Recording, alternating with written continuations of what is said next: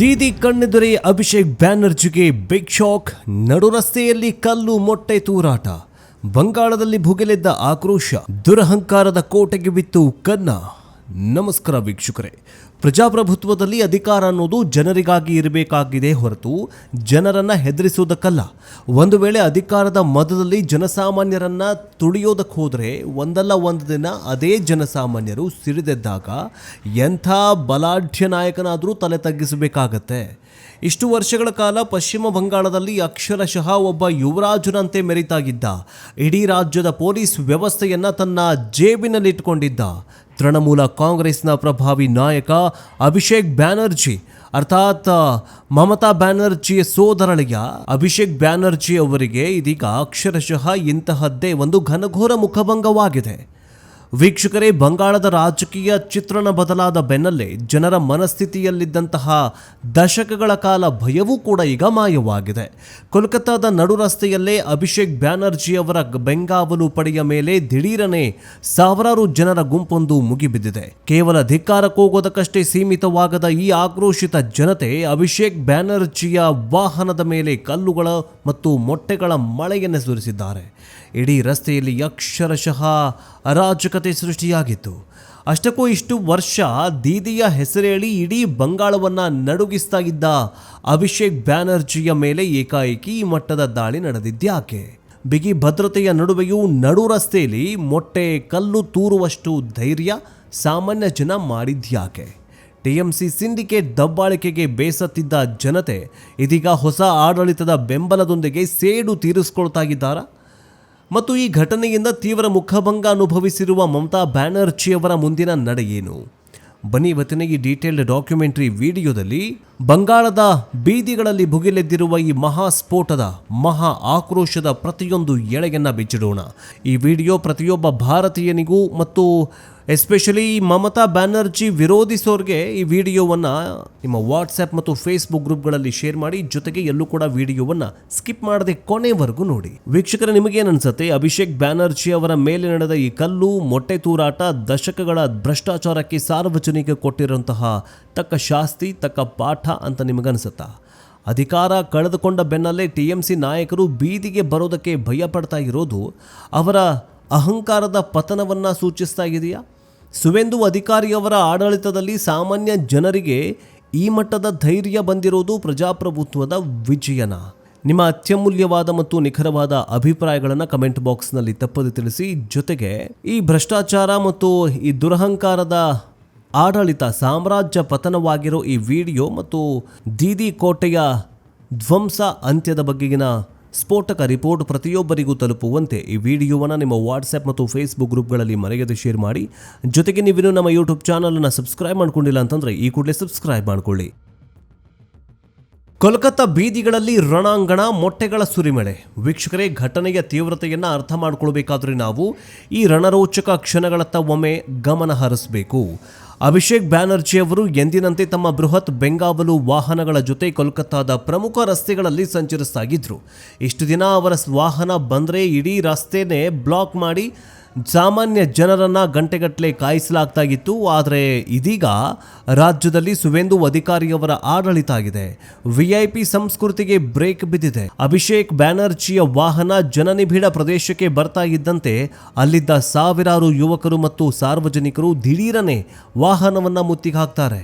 ಕಪ್ಪು ಬಾವುಟ ಪ್ರದರ್ಶಿಸ್ತಾ ಸಿಂಡಿಕೇಟ್ ಕಳ್ಳ, ಭ್ರಷ್ಟಾಚಾರಿ ಅಂತ ಘೋಷಣೆ ಕೂಗೋದಕ್ಕೆ ಶುರು ಮಾಡ್ತಾರೆ. ನೋಡ್ತಾ ಇದ್ದಂತೆ ಪರಿಸ್ಥಿತಿ ವಿಕೋಪಕ್ಕೆ ಹೋಯಿತು. ಗುಂಪಿನಲ್ಲಿದ್ದ ನೂರಾರು ಜನ ತಮ್ಮ ಕೈಯಲ್ಲಿದ್ದ ಮೊಟ್ಟೆಗಳನ್ನು ವಾಹನದ ಗ್ಲಾಸ್ಗಳತ್ತ ತೂರ್ತಾರೆ. ಇದರ ಬೆನ್ನಲ್ಲೇ ಚಪ್ಪಲಿಗಳು ಮತ್ತು ಸಣ್ಣ ಪುಟ್ಟ ಕಲ್ಲುಗಳು ಕೂಡ ತೂರಿ ಬಂದವು. ಜಡ್ಜ್ಮೆಂಟ್ ತಪ್ಪಿದ ಬೆಂಗಾವಲು ವಾಹನಗಳು ಕಂಗಾಲಾದವು. ಪೊಲೀಸ್ ಭದ್ರತಾ ಸಿಬ್ಬಂದಿಗೆ ಆ ಬೃಹತ್ ಗುಂಪನ್ನು ನಿಯಂತ್ರಿಸುವುದೇ ಸಾಧ್ಯವಾಗಲಿಲ್ಲ.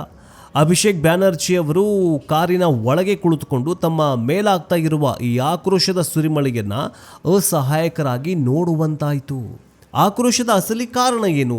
ದಶಕಗಳ ದಬ್ಬಾಳಿಕೆಗೆ ಸಿಕ್ತು ತಕ್ಕ ಶಾಸ್ತಿ. ನಡು ರಸ್ತೆಯಲ್ಲಿಯೂ ಒಬ್ಬ ಪ್ರಭಾವಿ ನಾಯಕನ ಮೇಲೆ ಈ ರೀತಿ ಕಲ್ಲು ಮೊಟ್ಟೆ ಬೀಳಬೇಕಾದ್ರೆ ಅದರ ಹಿಂದೆ ದಶಕಗಳ ಕಾಲದ ಆಕ್ರೋಶ ಅಡಗಿರತ್ತೆ ಎನ್ನುವುದು ಸ್ಪಷ್ಟವಾಗಿದೆ.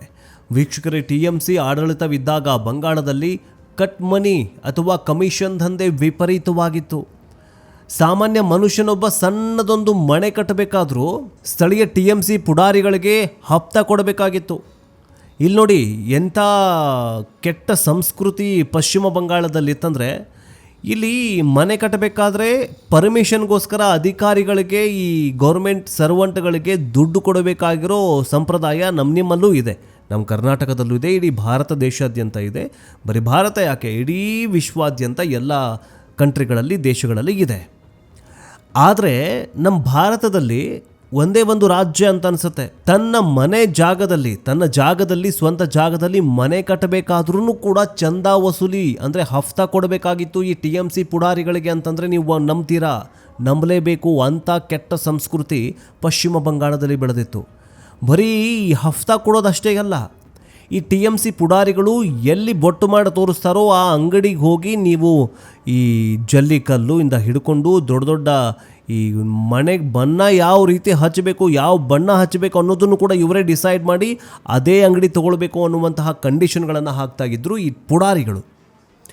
ಈ ಇಡೀ ಸಿಂಡಿಕೇಟ್ ಜಾಲದ ನಿಯಂತ್ರಣ ಅಭಿಷೇಕ್ ಬ್ಯಾನರ್ಜಿಯವರ ಕೈಯಲ್ಲಿತ್ತು ಅನ್ನುವ ಆರೋಪಗಳು ರಾಜ್ಯಾದ್ಯಂತ ವ್ಯಾಪಕವಾಗಿ ಕೇಳಿ ಬರ್ತಾಗಿವೆ. ನೋಡಿ ರಾಜ್ಯನ ಹೆಂಗೆ ಲೂಟಿ ಮಾಡ್ತಾರಂತ. ರಾಜ್ಯದ ಏನೋ ಈ ಟ್ಯಾಕ್ಸ್ ಕಟ್ತಾರಲ್ಲ ಜನ, ಆ ಟ್ಯಾಕ್ಸ್ ದುಡ್ಡನ್ನು ಭ್ರಷ್ಟಾಚಾರದಿಂದ ತಿಂದು ತೇಗೋರು ನೋಡಿದ್ದೀವಿ ನಾವು. ಆದರೆ ಜನರ ಇಂತಹ ದುಡ್ಡನ್ನು ಈ ಹಪ್ತ ವಸೂಲಿ ಮಾಡೋದನ್ನು ನೋಡಿದ್ದೀರಾ? ಅದನ್ನು ಅಭಿಷೇಕ್ ಬ್ಯಾನರ್ಜಿ ಮಾಡಿದ್ದ ಅನ್ನುವಂತಹದ್ದು ಇಲ್ಲಿ ಆರೋಪಗಳು. ಇನ್ನು ಶಿಕ್ಷಕರ ನೇಮಕಾತಿ ಹಗರಣ, ಕಲ್ಲಿದ್ದಲು ಕಳ್ಳ ಸಾಗಾಣಿಕೆ ಹಗರಣ ಮತ್ತು ರೇಷನ್ ಹಗರಣಗಳಲ್ಲಿ ಈ ಯುವರಾಜನ ಹೆಸರು ತಳುಕು ಹಾಕಿಕೊಂಡಿತ್ತು. ಇಷ್ಟು ದಿನ TMC ಗೂಂಡಾಗಳ ಭಯದಿಂದ ಜನಸಾಮಾನ್ಯರು ಬಾಯಿ ಮುಚ್ಚಿಕೊಂಡು ಎಲ್ಲವನ್ನ ಸಹಿಸಿಕೊಂಡಿದ್ರು. ಆದರೆ ಯಾವಾಗ ವಿಧಾನಸಭಾ ಚುನಾವಣೆಯಲ್ಲಿ TMC ಧೂಳಿಪಟವಾಯಿತೋ ಜನರ ಮನಸ್ಸಲ್ಲಿದ್ದಂತಹ ಭಯದ ಕೋಟೆ ಒಡೆದು ಹೋಯಿತು, ನುಚ್ಚು ನೂರಾಯಿತು. ಇದು ಕೇವಲ ಕಲ್ಲು ಮತ್ತು ಮೊಟ್ಟೆಗಳ ದಾಳಿಯಲ್ಲ, ಇದು ಇಷ್ಟು ವರ್ಷಗಳ ಕಾಲ ಬಂಗಾಳದ ಯುವಕರು, ಮಹಿಳೆಯರು ಮತ್ತು ಬಡವರು ಅನುಭವಿಸಿದ ಅಪಮಾನ, ಅವಮಾನ, ಶೋಷಣೆಗೆ ಸಿಕ್ಕಿದ ನೇರ ಪ್ರತಿಕ್ರಿಯೆ ಅಂತ ರಾಜಕೀಯ ವಿಶ್ಲೇಷಕರು ಹೇಳುತ್ತಿದ್ದಾರೆ.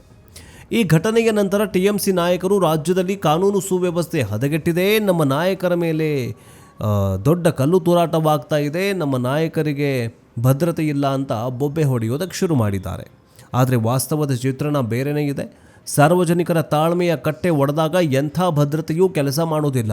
ಈ ಮೊಟ್ಟೆ ತೂರಾಟ ಮಾಡಿದ್ದು ಯಾವುದೋ ಒಂದು ನಿರ್ದಿಷ್ಟ ರಾಜಕೀಯ ಪಕ್ಷದ ಕಾರ್ಯಕರ್ತನ ಮೇಲಲ್ಲ, ಬದಲಾಗಿ ಒಂದು ಪಬ್ಲಿಕ್ ಔಟ್ ಬಸ್ಟ್ ಮೇಲೆ. ನೋಡಿ, ಈ ಕಲ್ಲು ತೂರಾಟ ಇವೆಲ್ಲ ಆಗೋದು ಇದೇನು ಪಶ್ಚಿಮ ಬಂಗಾಳದಲ್ಲಿ ಆಗಿಲ್ಲ, ನಮ್ಮ ಕರ್ನಾಟಕದಲ್ಲೂ ಆಗಿತ್ತಲ್ಲ. ಹರ್ಷ ಕೇಸ್ನಲ್ಲಿ BJPಯ ರಾಜ್ಯಾಧ್ಯಕ್ಷ ನಳಿನ್ ಕುಮಾರ್ ಕಟೀಲ್ ಕಾರನ್ನೇ ಎತ್ತಿ ಬಿಸಾಕ್ಬಿಟ್ಟಿದ್ರಲ್ಲ, ಹಾಗೆ. ಅಂದರೆ ಜನರ ಆಕ್ರೋಶದ ಕಟ್ಟೆಯ ಮುಂದೆ ಯಾವ ಭದ್ರತೆಯೂ ಪುಡಿಗಾಸು, ಯಾವ ಭದ್ರತೆಯೂ ವರ್ಕ್ ಆಗೋದಿಲ್ಲ. ಸುವೇಂದು ಅಧಿಕಾರಿ ಅವರ ನೇತೃತ್ವದ ನೂತನ ಸರ್ಕಾರ ಸ್ಪಷ್ಟವಾದ ಸೂಚನೆ ನೀಡಿದೆ. ರಾಜಕೀಯ ನಾಯಕರ ಮೆರವಣಿಗೆಗಳಿಗಾಗಿ ಸಾರ್ವಜನಿಕರಿಗೆ ತೊಂದರೆ ಕೊಡುವಂತಿಲ್ಲ. ಜನರಿಗೆ ತೊಂದರೆಯಾದರೆ ಅವರು ಪ್ರತಿಭಟಿಸುವ ಹಕ್ಕನ್ನು ಹೊಂದಿದ್ದಾರೆ. ಈ ಹೇಳಿಕೆಯು ಇಷ್ಟು ವರ್ಷಗಳ ಕಾಲ ಪೊಲೀಸ್ ವ್ಯವಸ್ಥೆಯನ್ನು ಬಳಸಿಕೊಂಡು ಜನರನ್ನು ಬೆದರಿಸ್ತಾ ಇದ್ದ TMC ನಾಯಕರ ದುರಹಂಕಾರವನ್ನು ಅಕ್ಷರಶಃ ಮಣ್ಣುಪಾಲು ಮಾಡಿದೆ.